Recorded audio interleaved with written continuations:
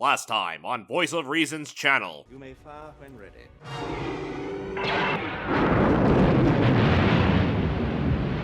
And now, the conclusion.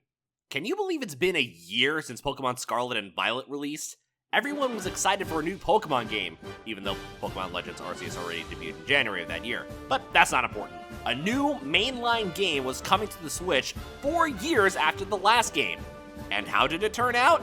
It was a buggy glitch fest of a game with broken level scaling and a new game mechanic that hurt players more than it helped.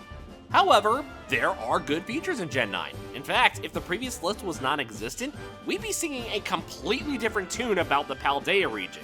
Now, we're strictly talking about the base game, not the DLC. That's its own can of worms and requires its own list to run a massive error report. Regardless of the teal mask and eventual indigo disc failings, these are the top 10 best Pokemon Scarlet and Violet features. Number 10. The open world, in concept. Since Pokemon's inception, people have been clamoring for an open world mainline game.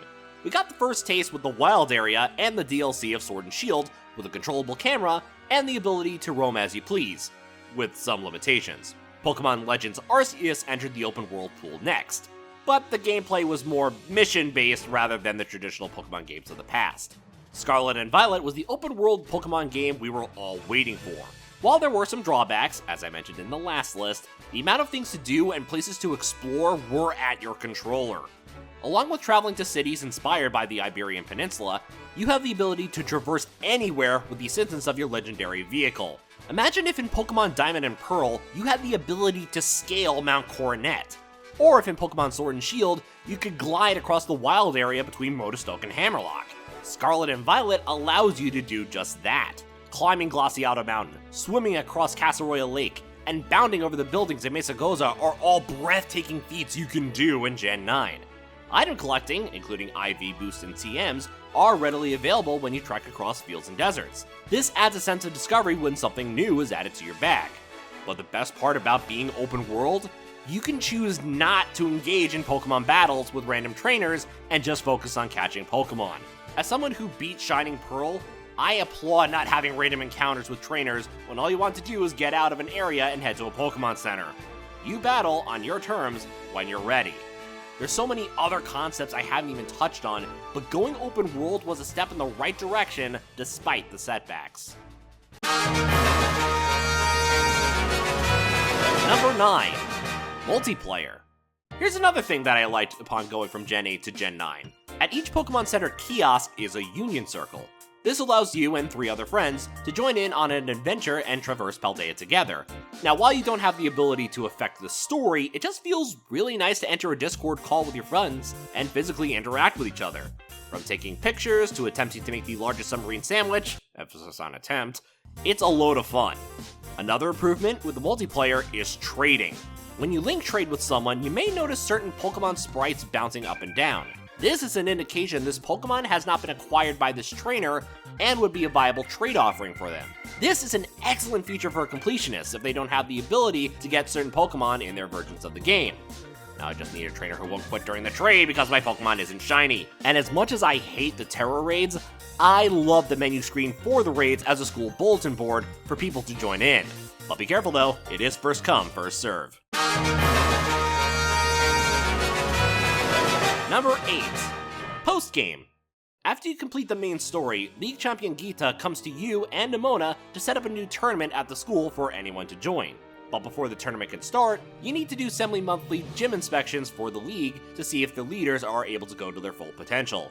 In doing so, you learn a lot from the gym leaders. Some of it is hating their boss, but you learn other things. Katie talks about her gym as being the first destination most trainers tackle to start the path down Victory Road. However, she is a really good bug Pokemon trainer. I'd say on par with Erin of Sinnoh's Elite Four when she goes all out. After your battle, she decides to give new trainers more of a challenge if they come to her first. Grusha contemplates quitting the Glaciato gym until you battle him one more time, reigniting his competitive spirit that he lost after his snowboarding injury. Basically, he's Volkner with an actual reason to act cold. Rhyme absolutely loathes her boss and wants to show her how powerful ghost Pokemon really are. And she's not wrong. In fact, at the end of the inspections, you can recommend who impressed you the most in your inspection, as well as your favorite gym leader to La Primera. I chose Iono as my favorite, which is the right answer! Anyway, Ace Academy Tournament. The school tournament is inspired by your final battle against Nemona, except you don't know who your opponent will be. It could be a student, a faculty member, or League Champion Geeta herself. It's actually a pretty good challenge, not knowing who your opponent is, as well as not being able to switch out your Pokemon after each battle. It felt like you were taking on the Elite Four of previous gens. And the best part? You can take it as many times as you like and learn how your teachers battle alongside your besties. It's one of the best post-game additions to any Pokemon game since the introduction of the Battle Tower. Number 7. The new Pokemon. It wouldn't be a best list without talking about the new Pokemon. So let's start with the, starters. Sprigatito, Fuecoco, and Quaxly are all cute and I just want to hug them all. But if you ask me, their final evolutions are the ones we're talking about. Meowscarada, Skeledirge, and Quaquaval all take influence from their North and South American counterparts.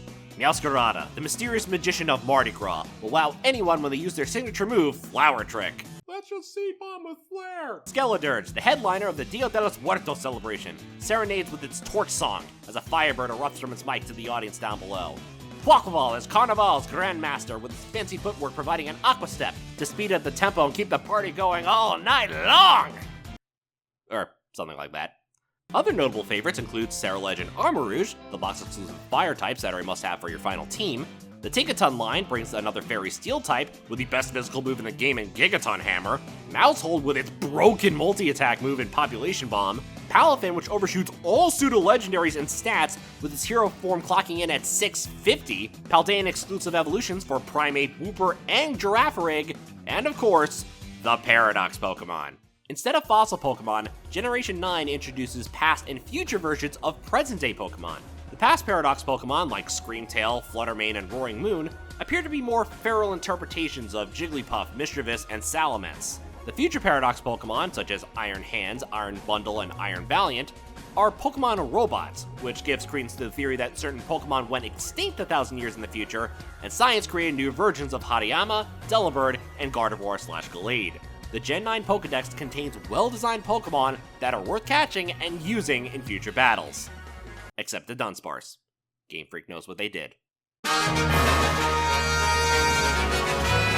Number 6. League Points. Now, you might be wondering, why is this on the best list? Well, it's pretty simple. It's the biggest game design improvement from Sword and Shield to Scarlet and Violet. Now, everyone remembers the use of Watts in Gen 8. You acquire them in the Wild area and the DLC when you take a look into the raid dens. You can then use the Watts to spend on food, technical records, Pokeballs, and maybe a conversation or two with Mustard Sensei's wife. The only problem is you can only spend them in certain areas. You can't spend Watts in traditional Pokemon centers. Gen 9 introduced League Points, a secondary digital currency, like Battle Points, to use specifically for TM crafting. However, if you're low on funds, especially early on in the game, you can use League Points as a substitute until you gain funds from selling treasures and battling other trainers. They're also easy to acquire. You gain League Points as a reward for defeating all 5 star bosses, and they can be collected by interacting with raid crystals. Basically, it's a regulated cryptocurrency with a 1-to-1 value in Pokédollars that's easy to gather and doesn't cause stress on the environment, power grids, or local economies. Did Pokemon just prevent their own crypto crisis? Oh, wait, no, Penny easily hacked into the league system, which allowed you to get so many LPs in the first place. Never mind, forget everything I just said! Number 5. The Elite Four. I've said plenty about Geeta in the last list, but the Elite Four of Paldea are worth admiring. The absence of the group in Galar was filled with the return of the best Pokemon trainers in Gen 9. Rika, who uses Ground-type Pokemon, is the level-headed interviewer who assesses your gym journey. She might make you uncomfortable in the assessment area, but it's just to prove your mental acumen matches your physical acumen before taking on the best of the best. Poppy, who uses Steel-type Pokemon, might be your biggest challenge if you don't have type coverage. She's also like 7 with an attitude to match, so it's pretty satisfying when you knock her down a peg. By the way, who was shocked when they saw Larry again as the Flying-type member of the Elite Four? Geeta seriously needs to give this guy a vacation. Finally, you face off against your art teacher, Hassel, the Dragon-type member of the Elite Four. He is your ultimate test to achieve champion rank in the Paldean region. I'd be so proud of you for it. What makes these Elite Four stand out compared to the other Elite Fours is their camaraderie. When it comes to the Elite Four of other regions, you don't really see them interact with each other. They're designated to their assigned rooms, just waiting for the next challenger to attempt to beat them. For Paldea's Elite Four, it's just another day at the office. With their playful ribbing of each other, I could honestly see them stopping in Medali at the Treasure Eatery to get lunch together. They're that close. Now, if only their boss was on the same level as them. Also, quick side note, all 4 members of the Elite Four use a Gen 9 Pokemon to terastallize, and you could make the comparison of those battles to you taking on the Titans from the Path of Legends.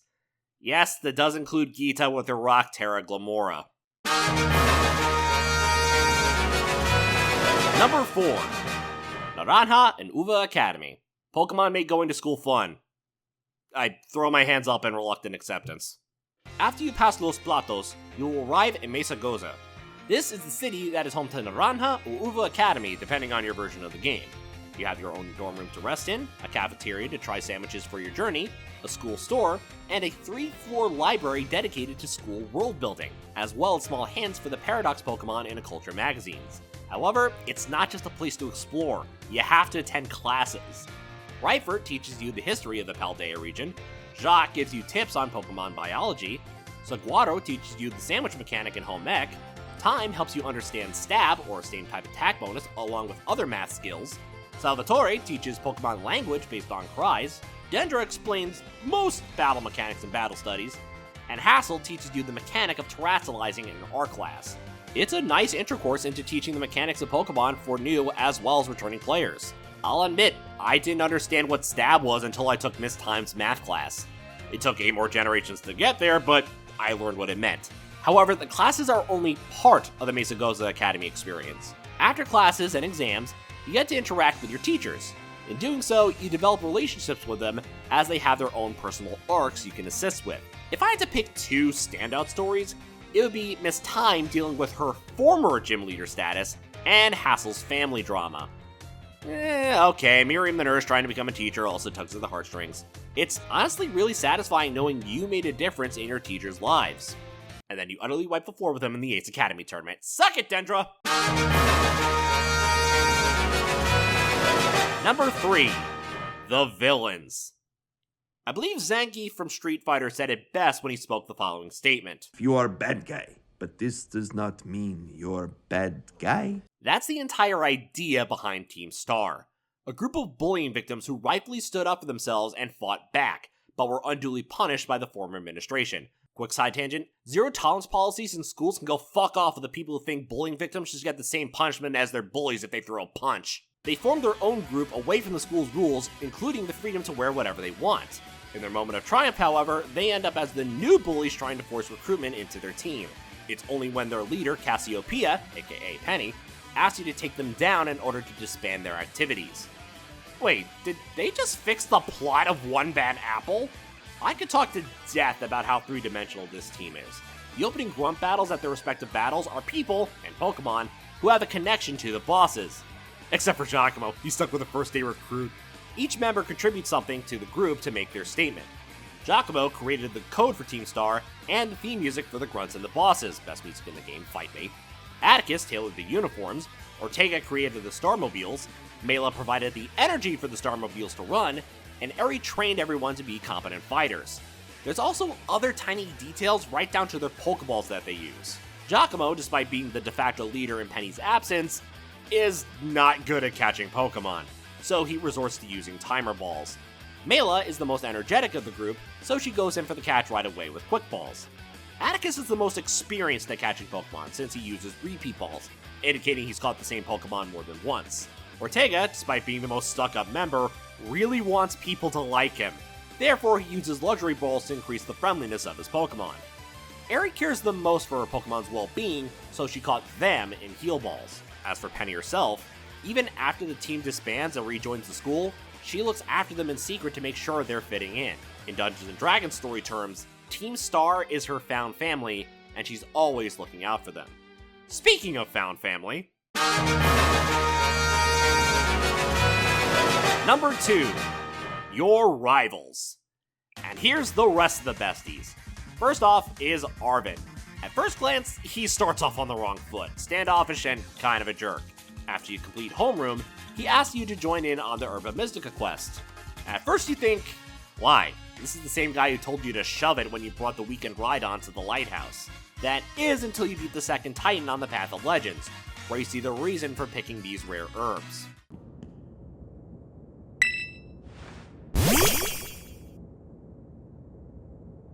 Aww. Now it all makes sense. The guy is hyper-focused on bringing his only friend back to full health.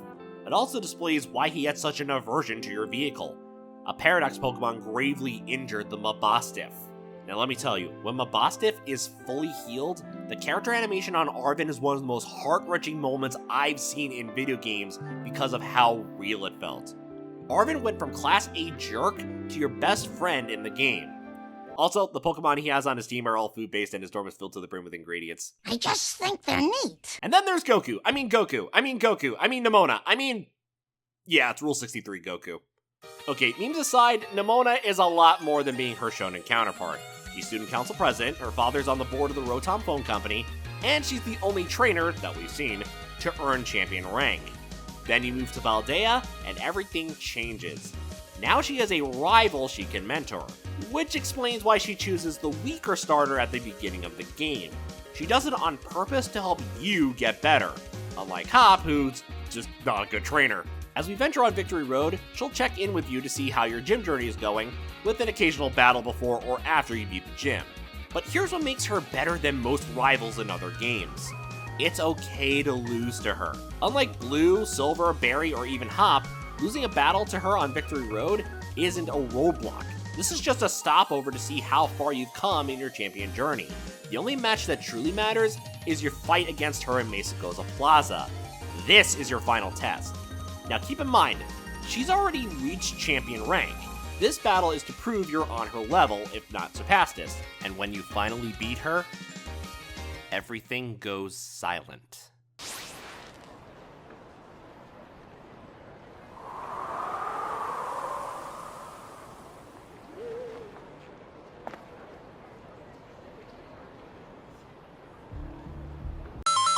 Now, remember what I said earlier regarding her status at school? Student council president, comes from money, and clearly an overachiever. In the postgame, she talks about her journey and how being at the top doesn't make her feel good. She gets called a battle whiz, but she also had to work to get to where she is. She admits nothing comes natural to her, not even throwing a Pokeball. She had to earn that champion rank, regardless of her monetary status. And yet, it's lonely at the top.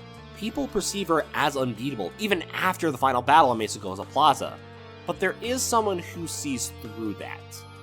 You. While she helps you to earn champion rank, you save her from being alone at the top of the mountain. Which makes this next moment hit a lot harder knowing everything we know now.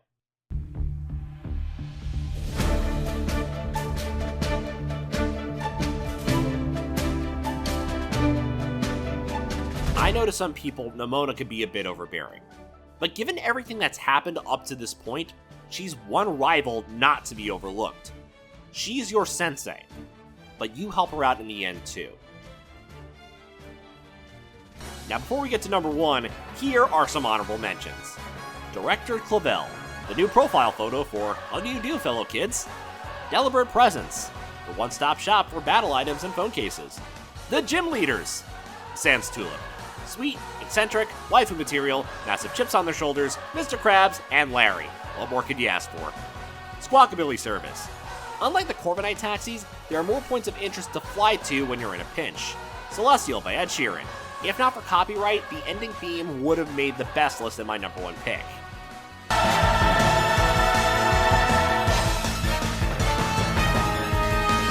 Number 1, B. Yeah, I had to split the number 1 pick because I forgot to put the music on my original list. Every track is instantly recognizable, from trainer battles in specific regions to city theme songs. Nemona's champion theme, the Team Star Boss's theme, and Area Zero are my 3 favorite tracks, and they live rent-free in my head. All these composers deserve accolades for their work.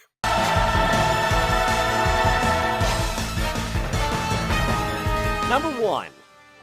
The story. Man, who would have thought in 2022, two of the best stories in video games came from Sonic and Pokémon? Ian Flynn took a deep dive into the characters of Sonic Frontiers, while also making Dr. Eggman the best character in all of Sonic the Hedgehog. For Pokémon, Ryota Muranaka made the supporting characters feel real. I've already talked about Arven's compassion for his pupper, Nemona's drive to find her equal, as well as Penny being the brains behind Operation Starfall. But now it's time for all 4 of you, and your bite dog too, to save the professor who's trapped in Area Zero. As you enter Area Zero, you wake to see the place unaffected by weather. It's always bright, remarkable even. Yet, something doesn't feel right. And it's more than just the music composed by Toby Fox.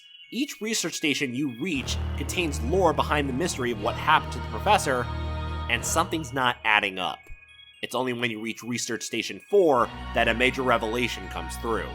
Spoilers ahead, the professor's dead, and the person you've been talking to is a robot. Well, that's fine, but I don't see how that affects... What? Yep, Sada and Turo are robots. Specifically, a program designed to watch over the giant time machine composed of the Terra Crystals. This is how both past and future Paradox Pokemon, including Koraidon and Miraidon, appeared in Area Zero. The now-deceased professor thought it was a good idea to have Pokemon from distant pasts and futures be a part of the present ecosystem. And if anyone attempts to shut off the machine, the Paradise Protection Protocol kicks in and takes over the AI professor, defending it to the last line of code. So not only is the professor an idiot thinking bringing Pokemon from a distant time period that's not a fossil Pokemon into the present won't be an ecological disaster, they abandoned their only child, and if anyone dismantled their work post-mortem, their android counterpart will be forced to fight to the end to keep the research going. The professor's the bad guy, and they've been dead for quite a while. Dark. The Way Home has some of the most unsettling story beats since Lusamine fused with Nihilego in Sun and Moon, and Area Zero is the best zone since the Distortion World in Platinum. The battle with the AI Professor is just as unsettling. It's your team going up against the Professor's Paradox Pokemon, all caught in Master Balls, so you know the protocol means business. Once you defeat the AI, the protocol has one last trick up its sleeve, as it locks all Pokeballs that are not coded to the Professor as it sends out the Alpha Koraidon or Miraidon, the one that killed the Professor. With very little options, you realize there's one Pokeball that's not locked.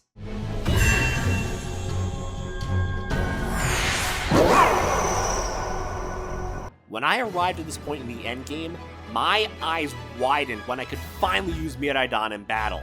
The Herba Mystica quest, the new abilities, the superior Miraidon causing fear in my Robopuppy's eyes. This is what it was building up to. We get to take down the aggressor that killed the Professor, which I'll admit I have mixed feelings on, given that the Professor's evil, and we do it to the most triumphant tune in all of Scarlet and Violet. When the fight is over, your Koraidon or Miraidon is the Alpha now. But the AI must shut off the time machine before the protection protocol can reboot. With one last goodbye to their son, they leave for the respective time period. The writing of the endgame, hell, the entire game, is the best in the entire series. Ryota Muranaka put a great deal of focus into character journeys, not just your own. Penny orchestrated Operation Starfall in order to stop Team Star's forceful recruitment, but at the same time, she's doing this to her close friends who were also bullied in the past. Nemona doesn't grow the most as a character, but if you take a deeper dive into her surroundings and backstory, her front story of mentoring you makes a lot of sense as to why she's doing it. Arven has the most character growth in the entire game. From a callous jerk to your best friend, to finally accepting his parents' passing, he deserves all the love from this franchise. Even the mystery behind the Professor's absence was well foreshadowed. After all, it was pretty weird that they refer to you by name and student ID number. This makes the reveal of the robot that much more impactful. Pokemon Scarlet and Violet made us care for all the characters, which, when combined, weaves into the beautiful Grazalema that is its story. The #1 greatest part of this video game.